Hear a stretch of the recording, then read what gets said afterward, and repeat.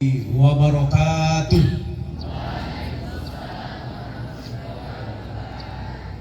Batu pualam indah dipahat, diterpa sinar mentari pagi. Kalau salam belum dijawab semangat, kita ulang sekali lagi. Assalamualaikum warahmatullahi wabarakatuh.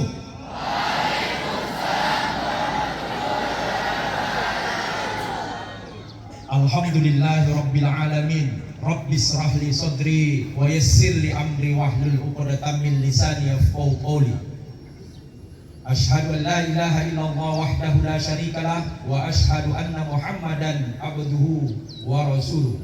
Raditu billahi rabba wa bil islami dina wa bi Muhammadin nabiyya wa rasulah.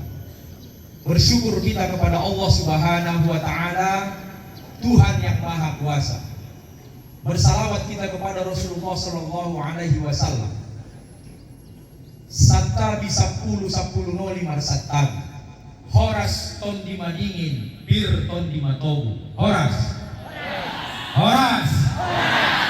Asigu banau sadau. Horas.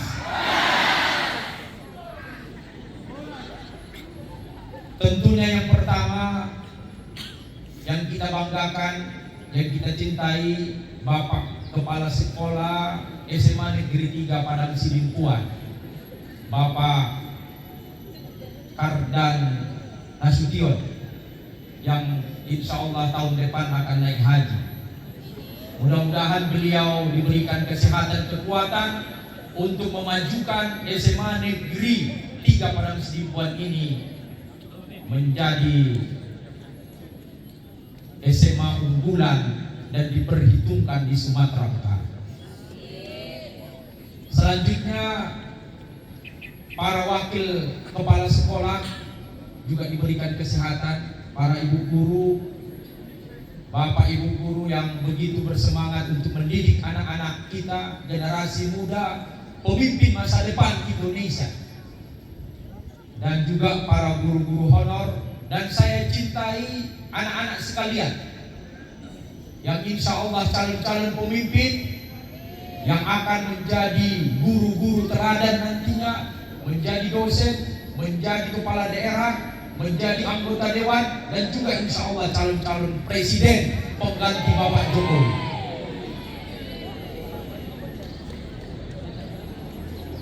Anak-anak sekalian, saya sangat berbahagia bisa hadir dan berdiri di SMA Negeri 3 yang kita cintai, Padang Sidimpuan ini.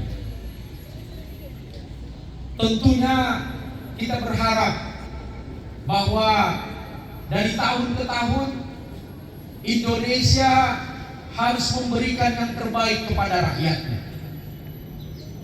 Kita ingat bahwa hingga saat ini negeri kita sudah merdeka memasuki 79 tahun tanggal Agustus nanti.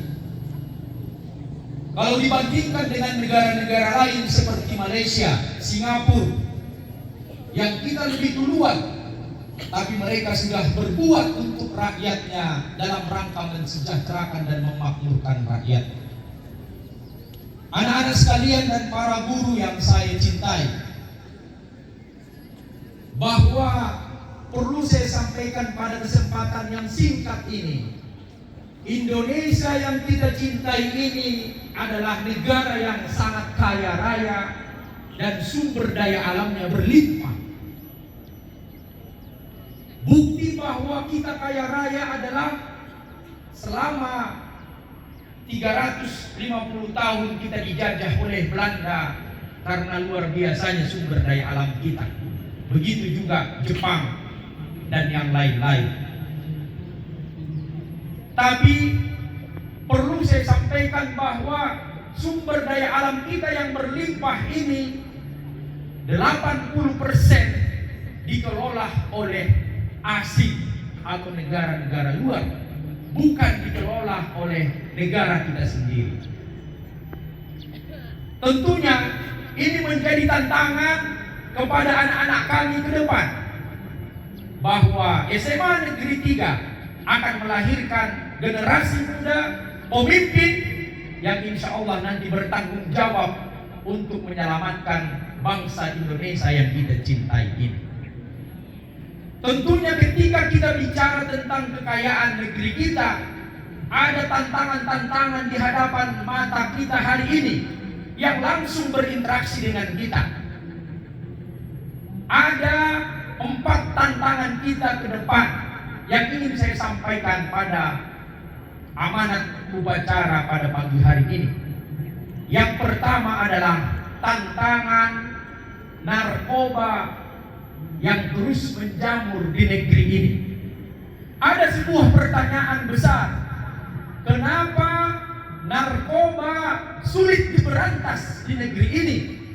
Kalau kita tahu bahwa narkoba telah merusak generasi muda kita. Ini harus menjadi pemikiran bagi pemimpin kita yang kita amanahkan hari ini mengelola bangsa ini. Kita lihat di mana-mana bahwa peredaran narkoba begitu menjamur dan marak. Tentunya kita sebagai generasi muda, siswa-siswi harus mampu untuk menghadapi ini, dan ini adalah tantangan kita ke depan. Ketika saya di Komisi A DPRD Provinsi Sumatera Utara selama 2 tahun, kami pernah 2 kali berkunjung ke kantor BNN, Badan Narkotik Nasional di Jakarta. Di sana yang memimpin BNN adalah para jenderal-jenderal dari polisi dan dari militer. Ada sebuah data yang mengejutkan kita, bahwa orang yang terpapar pemakai narkoba di Indonesia hampir 6 juta orang. Saya ulang, 6 juta orang terpapar dan pemakai narkoba di Indonesia, dan Sumatera Utara yang kita cintai ada 2 juta orang pemakai narkoba, dan Sumatera Utara ranking 1 peredaran dan pemakai narkoba di Indonesia. Ranking napailailaw, ranking yang memalukan. Adik-adik sekalian, anak-anak kami yang saya cintai, ini tantangan kita yang pertama. Ketika kita tidak mampu memberantas narkoba, saya ingin menyampaikan kepada kita, adik-adik harus tahu kondisi negeri ini. Baru-baru ini ada ditangkap seorang Kapolda Jenderal berbintang 2, Kapolda Sumatera Barat, yang bernama Teddy Minahasa, yang terbukti dalam persidangan ikut membacking peredaran narkoba di Sumatera Barat. Artinya apa? Bukan semua polisi itu terlibat, tapi saya katakan ada polisi yang dia berniat jahat untuk merusak negeri kita, oknum-oknum di kepolisian. Adik-adik sekalian, jangan menghalangi cita-cita adik-adik yang mau jadi polisi, yang mau jadi tentara. Jadilah tentara yang jujur, yang harus menyelamatkan bangsa ini. Siap? Itulah tantangan yang pertama, adik-adik sekalian. Tantangan yang kedua adalah hari-hari kita melihat di media. Tantangan kita adalah korupsi, sesuatu yang membanggakan kadang di negeri ini. Sudah ada 3 kepala daerah di Sumatera Utara ditangkap oleh KPK. Pertama, Bupati Langkat, gara-gara transaksi proyek pembangunan di Langkat.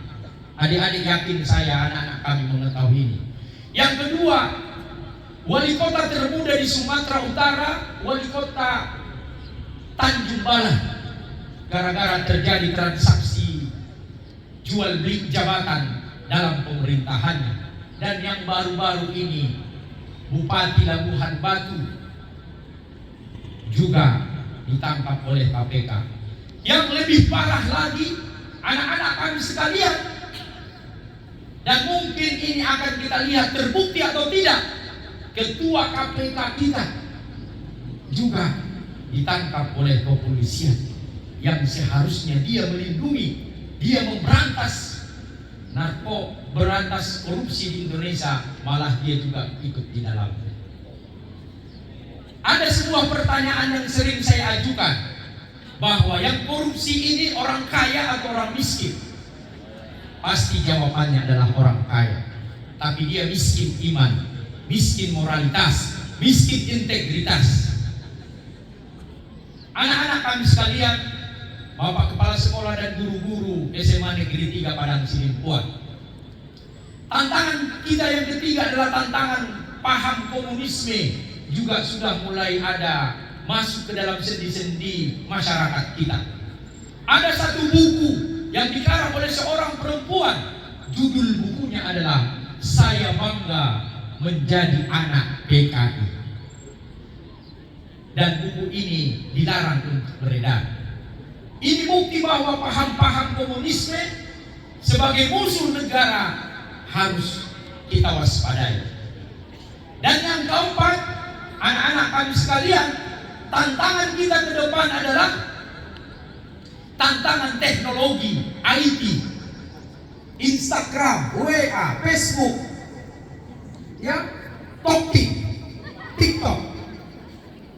Yang sering kita lakukan, seharusnya teknologi ini mendukung kita menjadi orang sukses, mendukung kita menjadi orang-orang yang berhasil sesuai dengan janji siswa kita yang kita bacakan setiap hari Senin.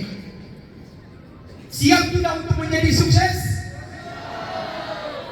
Tentunya untuk menjadi sukses anak-anak kami sekalian, ada 4 hal yang ingin saya sampaikan.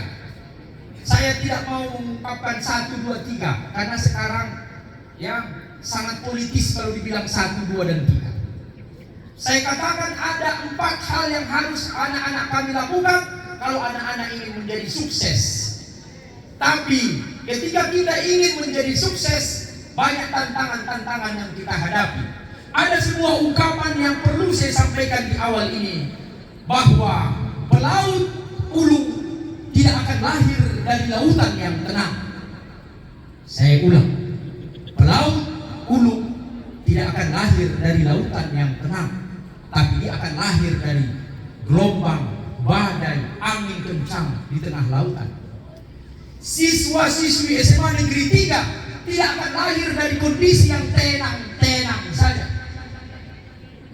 tapi dia akan lahir dari kondisi dia harus bekerja keras, belajar keras untuk meraih cita-citanya.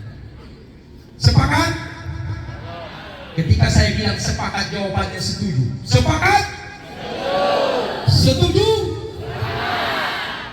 Luar biasa semangatnya. Ini masih suaranya aja udah semangat. Belum lagi langkah-langkah dan pemikirannya ke depan untuk membangun bangsa ini. Tepuk tangan untuk kita semua.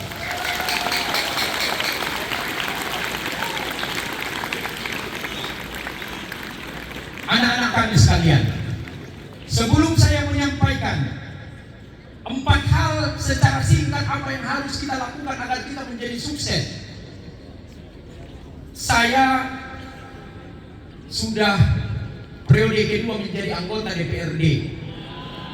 Pertama saya di Kota Medan, dan setelah itu saya di Provinsi Sumatera Utara.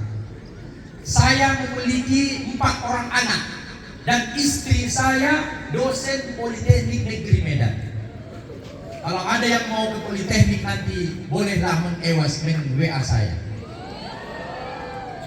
Bukan untuk KKN, tapi untuk ujian dan diarahkan kemana jurusan yang tepat. Ya, karena kalau KKN hari ini banyak orang yang memantau dan mengintip-intip. Ya, ada sekalian, anak saya ada 4. 3 orang anak saya hari ini kuliah. Anak saya yang pertama laki-laki kuliah di Teknik Pertanian Unsia Syekh Kuala, Banda Aceh. Anak yang kedua juga kuliah psikologi di Unsia Syekh Kuala, Banda Aceh Negeri. Dan anak saya yang ketiga itu kuliah di Fakultas Kedokteran Sriwijaya Palembang. Itu anak saya yang ketiga laki-laki. Dan anak saya yang keempat perempuan, baru berusia 5 tahun, tapi dia sangat kuat menghafal. Saya akan mengarahkan dia untuk menghafal Quran. Ketika saya tanya, apa cita-citamu, Inang? Saya bilang, dia katakan, saya ingin menjadi dokter ya, dokter spesialis kulit kecantikan glowing, katanya. Karena heran saya bahwa bahwa di Sinipuan, di Medan, di Jakarta saya lihat banyak rumah-rumah kecantikan, ya ibu-ibu. Tapi kok nggak ada rumah kegantengan dan rumah ketampanan. Supaya nggak serius sekali, biar aja saya yang serius. Ini udah mau habis suara saya nih, mendekati pemilu. Mudah-mudahan 4 Februari nanti berlebih-lebih suara saya. Adik-adik sekalian yang saya cintai, semua yang saya lakukan untuk membimbing anak saya luar biasa tantangannya. Ya, oleh karena itu ada 4 ya yang ingin saya sampaikan, rumus resep agar adik-adik sukses di dunia dan sukses di akhirat. Coba tunjuk tangan yang ingin jadi sukses. Yang punya tangan aja, nggak ada tangannya nggak usah. Yang ingin jadi sukses di dunia dan di akhirat, Pak Kepala Sekolah, lihat mereka ingin sukses. Ya, oke, udah. Ada satu doa. Kalau kita sebagai seorang Muslim, ada satu doa yang sering kita ucapkan selepas kita doa, selepas kita sholat. Apa doanya? Rabbana fid dunya hasanah wa fil akhirati hasanah wa qina adzabannar. Doa ini adalah doa kesuksesan, doa kebahagiaan, doa kemenangan agar adik-adik nanti akan sukses. Kita tidak boleh sukses di dunia, tapi kita juga sukses setelah dunia atau di akhirat. Ada satu ungkapan yang saya tidak sepakat. Banyak orang dulu, apalagi adik-adik sekalian atau ibu guru kita, kepala sekolah sudah pengalaman. Ada istilah di masyarakat bahwa kita nanti, katanya sama calon suami atau calon istrinya, kita nanti akan sehidup semati. Saya ulang, ada ungkapan-ungkapan kita nanti sehidup semati. Tapi sehidupnya mau dia. Kalau ketika bicara semati, nggak mau dia mati sama-sama. Kalau misalnya suami mati, mau nggak istri mengawani suaminya satu malam di kuburan? Nggak mau. Berarti bukan sehidup semati. Tapi kalau dalam perspektif agama, sehidup sesorga. Sepakat? Setujulah jawabannya. Sepakat? Tapi bukan sehidup seneraka, ya kan? Tapi sehidup sesorga. Adik-adik sekalian, ada 4 hal agar adik-adik sukses. Yang pertama adalah adik-adik harus mengenali diri kita. Adik-adik, anak-anak kami harus mengenali diri kita. Siapa kita, dari mana kita, dan untuk apa kita. Kita memiliki potensi, memiliki akal, memiliki jasad, tubuh kita, dan memiliki jiwa dan hati. Adik sekalian, anak-anak kami, kita memiliki ini semua. Makanya kita memiliki pikiran, akal. Kita memiliki otak. Ada otak kiri yang dominan, ada otak kanan, ada otak tengah. Yang berbahaya itu nggak pakai otak. Ya, yang bahaya itu tidak pakai otak. Kenapa orang Indonesia nggak pernah juara dunia sepak bola? Nggak ada, kita lihat ada Messi Siregar, ada Ronaldo Harahap, ada Pele Nasution, satu marga dengan kepala sekolah. Karena kita bukan strategi yang kita pikirkan, tapi kadang kita lebih banyak marbadai dengan otot kita, kan? Makanya Indonesia nggak juara-juara Piala Dunia. Adik-adik sekalian, saya ingin sampaikan dalam kesempatan ini bahwa ada jual beli otak di Amerika. Jual beli otak terjadi di Amerika. Pertama dijual otak orang Jerman, harganya 30 miliar. Yang kedua dijual otak orang Amerika sebagai tuan rumah, 50 miliar. Dijual otak orang Yahudi, 80 miliar. Dan yang terakhir dijuallah otak orang Indonesia, paling mahal sedunia, 100 miliar. Kenapa mahal otak orang Indonesia? Karena otak Indonesia jarang dipakai, masih original. Adik-adik sekalian, oleh karena itu, yang pertama adalah kenali diri adik-adik. Kalian punya potensi yang luar biasa untuk membangun bangsa ini. Yang kedua, tetapkan cita-cita atau dream, mimpi adik-adik mau jadi apa. Saya tanya kita di sini semua, siapa yang mau jadi guru? Tunjuk tangan. Siapa yang mau jadi dosen? 1, 2, 3. Siapa yang mau jadi pengusaha?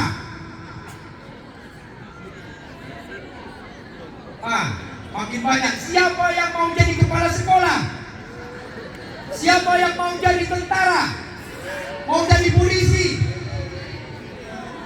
Yang mau jadi anggota dewan siapa? Siapa yang mau jadi istri anggota dewan?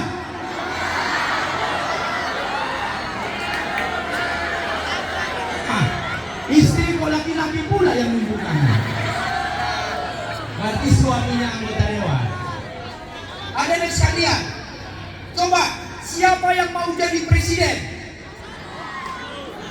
Jadi bupati wali kota. Luar biasa. Bapak kepala sekolah, ibu-ibu, luar biasa saya membongkar cita-cita anak-anak kita. Karena ketika kita ingin sukses, maka kita harus menetapkan kita mau jadi apa 10, 20, 30 tahun yang akan datang. Sepakat? Setuju? Adik-adik sekalian, yang ketiga, ingin menjadi sukses, adik-adik harus belajar sungguh-sungguh. Ya, manfaatkan waktu ketika kalian belajar di SMA yang kita cintai ini. Manfaatkan waktu belajar terus, les, bimbel. Ada sekarang bimbel-bimbel banyak. Ya, belajar karena ini sangat penting. Makanya ada 5 prinsip belajar. Pertama adalah belajar ikhlas, kedua belajar keras, belajar cerdas, belajar berkualitas, dan yang terakhir belajar tuntas. Ya, belajarnya harus tuntas, berkualitas. Ya, ada 5 tadi ya, ada 5. Adik-adik sekalian, sedikit lagi, mungkin 5 menit lagi. Ya, masih kuat kan? Jangan lebih kuat bapak-bapak ini kami daripada adik-adik. Tunjukkan adik-adik punya fisik yang kuat. Karena Indonesia butuh orang-orang pintar, butuh orang-orang kuat. Tapi dia juga butuh orang-orang yang kuat iman dan kejujurannya dalam negeri. Dan yang terakhir, apa resep dan formula kita sukses? Yang keempat adalah bahagiakan kedua orang tua. Saya ulang, yang keempat adalah bahagiakan kedua orang tua. Orang tua senantiasa mendoakan kita. Kita sebagai anak yang sering lupa untuk mendoakan orang tua kita. Karena doa orang tua itu doa yang luar biasa untuk memotivasi kita. Adik-adik sekalian, ini yang bisa saya sampaikan pada amanat upacara kita pada pagi hari ini. Oleh karena itu, saya hadir di sini karena saya lahir di Kayuompun, Sadapuan. Saya alumni SMA Negeri 1 Padang Sidimpuan, dan nama saya Abdur Rahim Siregar. Siapa yang marga Siregar di sini? Siapa yang guru Regar? Ya. Saya dulu SD-nya SD Muhammadiyah 1 Sigiring-giring, SMP Negeri 4, dan saya SMA Negeri 1 sebagai ketua OSIS dulu saya. S1, S2 saya di Medan, S2 saya perencanaan kota di USU. Adik-adik sekalian, jadi saya berharap saya hadir di sini adalah karena cinta. Kalau bukan setetes cinta, tak akan kububah sebaik puisi. Kalau bukan karena cinta, gak mungkin saya hadir di SMA Negeri 3 ini. Ya, adik-adik sekalian, saya sangat berbahagia ke depan bahwa para alumni SMA di Sidimpuan ini bersatu untuk membangun pendidikan kita, bahwa kita dulu adalah kota pendidikan di Kota Padang Sidimpuan ini. Makanya saya tanya tadi Bapak Kepala Sekolah, berapa jumlah alumni kita. Kami hitung-hitung 42 tahun SMA Negeri 3 ini dikali 200, maka sekitar 8.000 orang alumni SMA Negeri 3. Saya hitung-hitung tadi, nggak usah ada 8.000, 3.000 aja nyumbang ke SMA Negeri 3 ini 1 juta satu alumni, maka sudah terkumpul dana 3 miliar untuk membangun SMA Negeri kita 3 ini. Sepakat? Supaya didengar para alumni SMA 3. Saya dengar musola kita aja pun belum terbangun. Ya, oleh karena itu saya berharap, karena bagian dari orang Sidimpuan, mari kita sama-sama terus belajar adik-adik kami untuk meraih cita-cita kita ke depan. Ya, bahwa di sini banyak calon-calon pemimpin yang akan menggantikan kami nanti, menggantikan saya sebagai anggota DPRD di Sumatera Utara. Dan insya Allah dalam kesempatan ini sebagai godang niroha saya sudah hadir di sini. Insya Allah saya akan memberikan bantuan kepada musola kita SMA Negeri 3 sebesar tidak banyak-banyak 1 juta rupiah. Biarpun saya bukan alumni SMA 3, saya ingin membantu supaya kita bisa beribadah dengan nyaman di sekolah kita ini. Semoga diikuti oleh alumni-alumni yang pernah dididik di SMA Negeri 3 ini. Sepakat? Setuju? Nah, nanti dipiralkan ya, supaya tahu alumni-alumni kita. Adik-adik sekalian, itu yang bisa saya sampaikan dalam amanat ini. Saya doakan anak-anak kami sekalian akan bisa meraih cita-cita, akan menjadi pemimpin-pemimpin besar di masa yang akan datang, yang akan membahagiakan kedua orang tua kita. Habang ma Barapati nasonggok di Batuna 2, onma Bapak Kepala Marga Nasution na pemberani Burjudo Hotsideng dan Roha.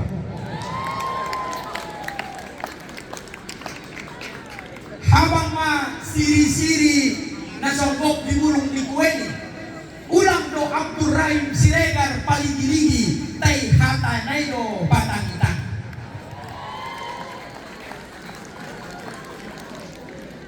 Itu saja yang bisa saya sampaikan, bahwa ke depan kita akan melaksanakan pemilu. Saya berharap adik-adik untuk menyalurkan aspirasi yang kelas berapa? Kelas 12, bahwa pilihlah sesuai dengan hati kita, sesuai dengan jiwa kita. Presiden kita ke depan ada 3 kan? Ada Pak Anies Baswedan dengan Muhaimin, ada Prabowo dengan Gibran, ada Ganjar dengan Mahfuz. Saya tidak mau kampanye, itu nanti adik-adik akan lihat.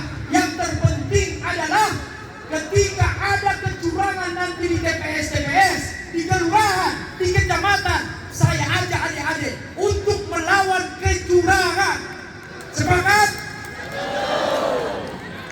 Karena tidak ada tempat bagi orang-orang curang mengkhianati suara-suara rakyat nantinya di pemilu 2024.